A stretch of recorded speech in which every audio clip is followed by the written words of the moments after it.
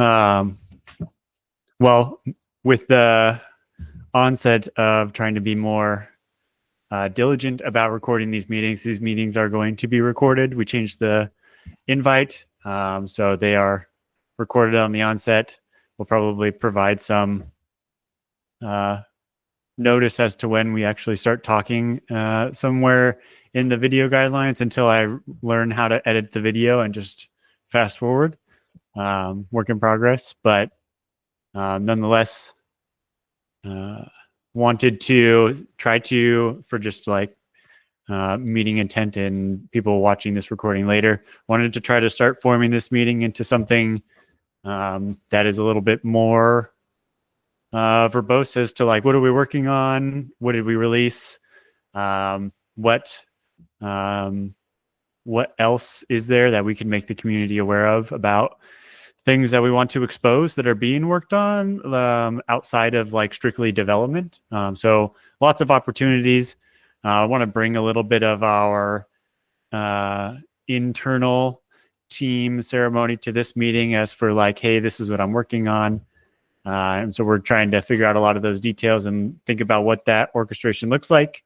But nonetheless, trying to maybe modify how we spend this time in such a way that people can be more aware. We can be more transparent about the things that we're working on and why we're working on them, and maybe also cut down on duplication of, holding multiple meetings. So I'd say largely that a lot of that intent is fully up for tossing spears at. If you disagree with any of these things, or you want to see something specific that we're not doing, please drop it in the Slack channel, or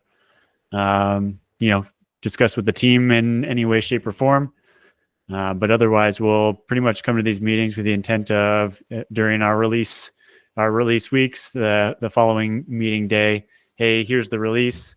If we have something to demo, it'd be really great to demo that out in some way. We can probably spread those responsibilities across the team and others who also are free to contribute. From there, any other important line items we want to discuss, hey, here they are. What did people think of these things? We want to talk about these things explicitly, and then roll into kind of a standard. Here's what's being worked on. Here's the board. If you don't know where the board is located, here's how we can help you find it. This can give you kind of more transparency into what are we working on, and or the priority of the things that we intend to work on in the short term. All good feedback there. And then Q&A. Talk to some people at KeepCon that were interested in like, hey, if I have questions, where can I get them answered? And Slack channel is one, but also community meeting. Doesn't have to be a dedicated, you have to stay on for the full hour. It can be, hey, once there are things that we're talking about that are no longer applicable to you, feel free to drop off. Otherwise, we can certainly use that time to assist in people learning how to tie OSCAL and Lula together. How do we help people augment their OSCAL that they might already have today, or create OSCAL that they don't yet have?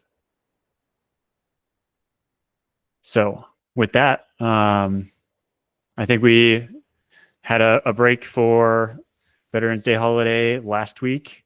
So the meeting did not take place, which means that we did not cover the 0.11.0 release. Provided a link there for those who want to go and take a look. Largely, a lot of those updates kind of pulled in more development in the API domain, which is great. And then kind of updating some underlying processes for generation and validation, or at least validate into the domain and how many resources it returns, and allowing it for it to return an empty slice or object for a given resource to indicate that, hey, something happened here. I attempted to retrieve things and there was nothing there to retrieve, that's not necessarily an error. But also maybe an error occurred and I retrieved none.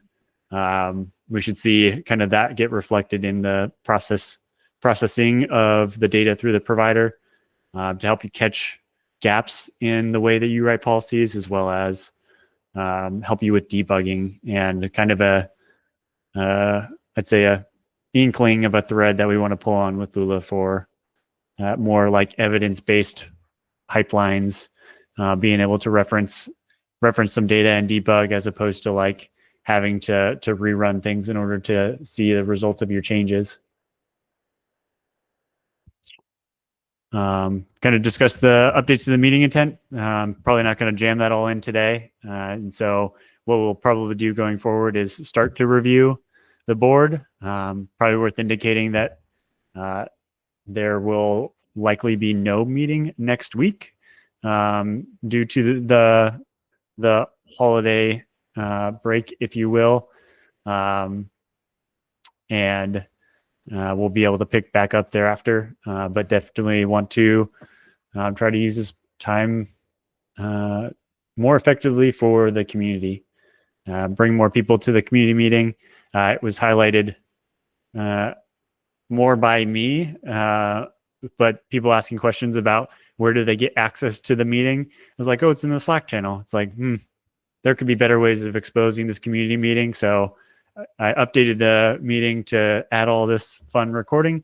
And then I've got an issue in the repository to get that exposed, maybe more front and center in the repository itself. Something as to the effect of, hey, here's the community meeting. Didn't actually validate whether or not it's anywhere in the repository README currently, but I don't believe it is. It's also not on our website, which it very much could be. Agreed. These are both very good points. So something that front and center here that says, hey, meetings, come and join us. Click here. Come to the calendar. Things like that. That's an easy win. And hopefully we can point people to that as opposed to a Slack channel in order to say, we have a community meeting. You should come join us. So I'll get that pull request up today just to get something simple to point at and to guide people who are interested. Hopefully we see more of an outset of KubeCon last week and all the discussions for Lula with the amount of people who joined our Slack channel, even though there was incentives to join the Slack channel, to maybe also get them to participate in the meeting or come and see what it is we do and how we do it.